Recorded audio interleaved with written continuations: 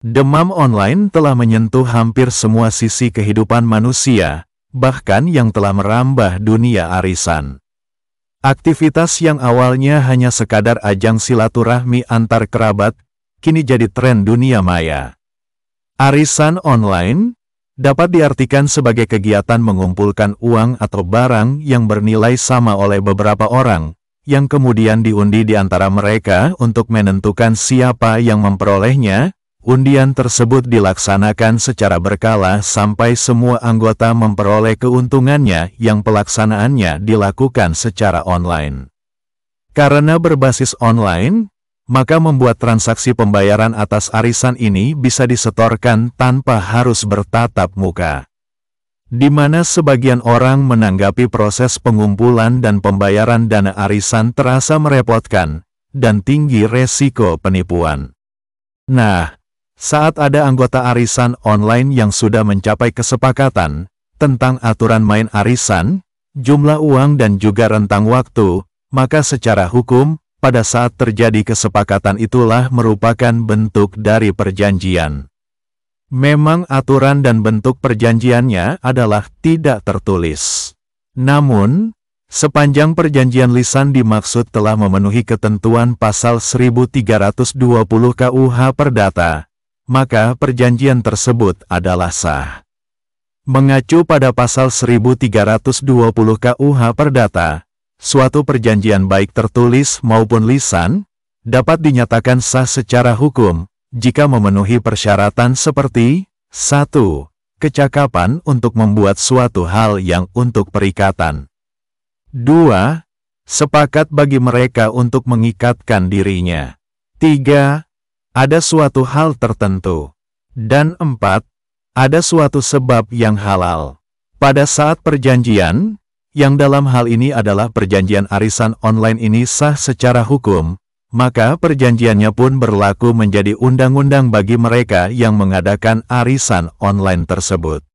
Sebagaimana sudah diatur dalam pasal 1338 KUH Perdata, artinya adalah seluruh anggota arisan online harus mematuhi seluruh kesepakatan yang sudah dibuat dan disepakati secara bersama. Seandainya ada anggota arisan online yang tidak menyetorkan uang arisan sesuai dengan jumlah nominal dan juga waktu yang sudah disepakati bersama, maka pesertanya pun sudah melakukan perbuatan ingkar janji atau wan prestasi. Begitu juga sebaliknya, jika bandar arisan online tidak menyerahkan uang setoran kepada para anggota yang mendapatkan giliran, maka ownernya pun dianggap sudah melakukan perbuatan ingkar janji. Dengan adanya perbuatan ingkar janji ini, maka setiap anggota arisan online yang merasa dirugikan, secara hukum dapat langsung mengajukan gugatan ke Pengadilan Negeri atau PN. Langkah pengajuan gugatan mana baru dapat dilakukan sesudah anggota arisan online terlebih dahulu memberikan peringatan kepada bandar arisan online. Dengan maksud dan tujuan agar segera melaksanakan kewajibannya dengan memberikan dana setoran arisan online sebagaimana jumlahnya sudah disepakati sebelumnya. Adapun untuk pengajuan gugatan ingkar janji atau wan prestasi ini, bertujuan supaya dapat menggantikan biaya, kerugian serta bunga sebagaimana yang diatur dalam ketentuan pasal 1243 KUH Perdata.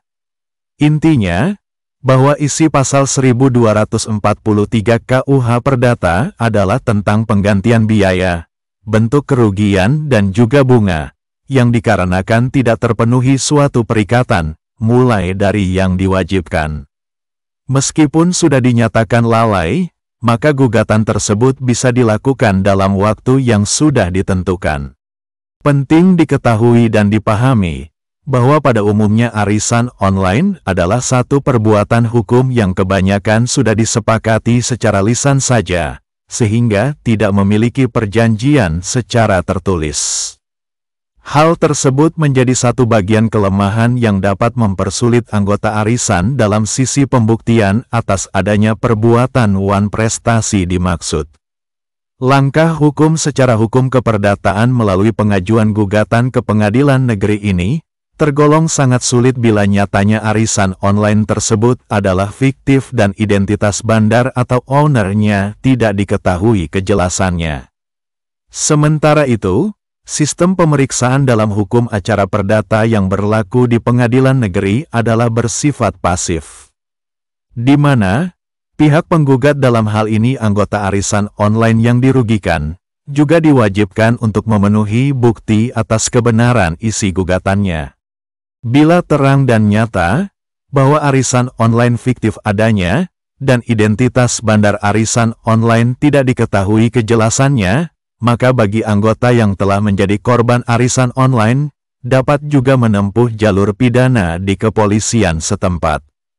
Nah, jika mengacu pada beberapa kasus arisan online yang terjadi selama ini secara hukum pidana, maka bandar atau owner arisan online dapat diduga telah melakukan penipuan ataupun tindak pidana penggelapan uang.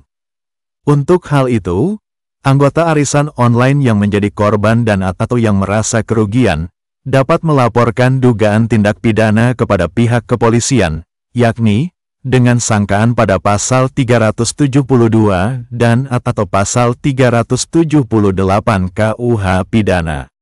Jikalau bandar arisan online memakai uang setoran arisan tersebut guna untuk kepentingan diri sendiri atau keluarganya, misalnya membelikan sejumlah aset ataupun mentransfer uang kepada anggota keluarga atau temannya, maka bisa dikenakan ketentuan berupa tindak pidana pencucian uang.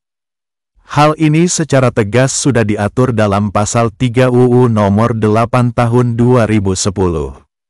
Selain itu, jika arisan online bubar di tengah jalan, maka para anggota arisan yang merasa dirugikan dapat menempuh jalur hukum pidana, yakni melaporkannya ke pihak kepolisian setempat.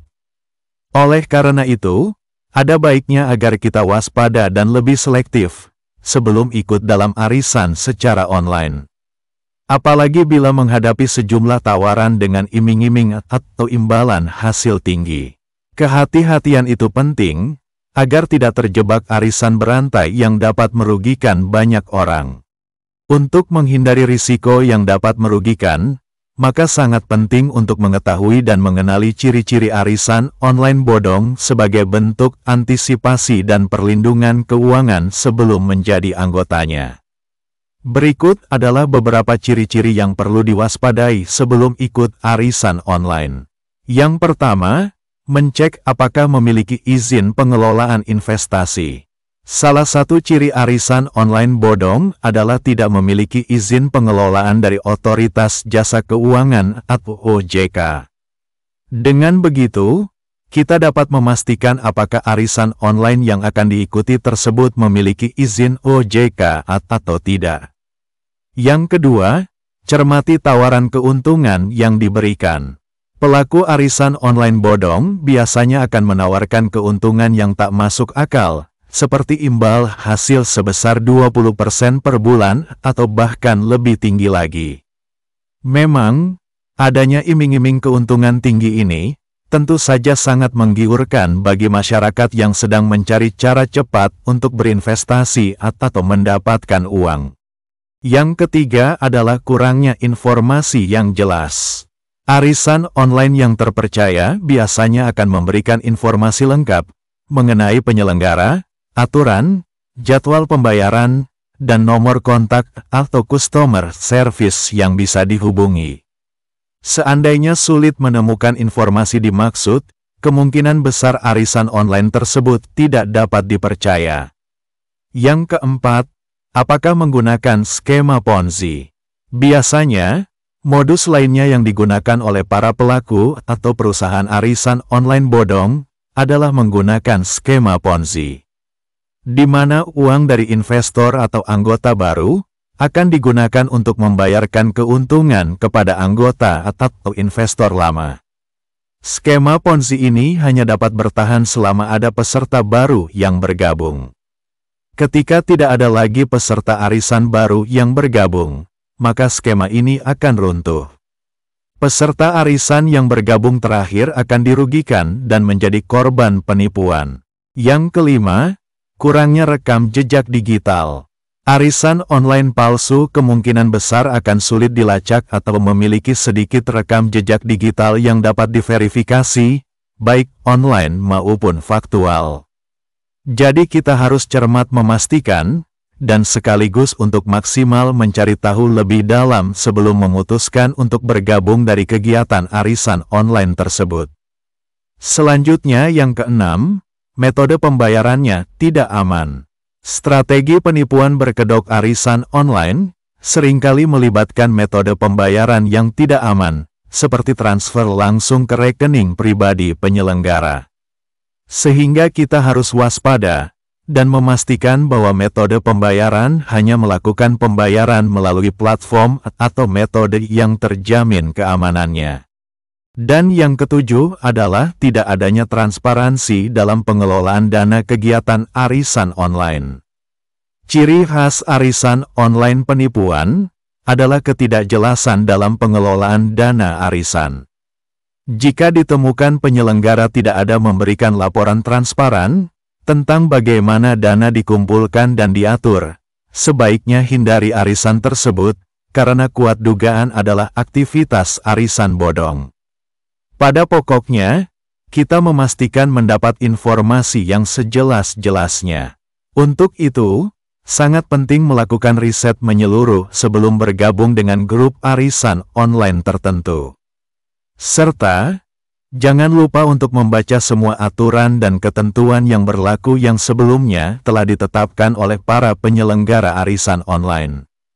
Tujuannya agar kita secara sadar lebih memahami cara kerja arisan yang akan diikuti, sehingga tidak timbul penyesalan di kemudian hari. Demikian ulasan hukum yang membahas tentang arisan online. Harapan kami selaku advokat atau pengacara Medan, agar ketika hendak melakukan arisan online, harap waspada dan untuk mengetahui secara menyeluruh latar belakang owner atau perusahaan penyelenggara arisan online tersebut. Atau apabila ada keluarga atau teman-teman yang menjadi owner atau agen dari arisan online, agar diingatkan untuk melakukannya atas itikat baik. Jangan sampai menimbulkan kerugian untuk diri sendiri dan juga orang lain. Atas perhatiannya, kami haturkan terima kasih. Salam dari kami, Hasudungan Silaen SH, advokat, pengacara dan penasihat hukum di Kota Medan, yang tergabung dalam Perhimpunan Advokat Indonesia dan member of DPC Peradi Cabang Medan dengan NIA 9810976.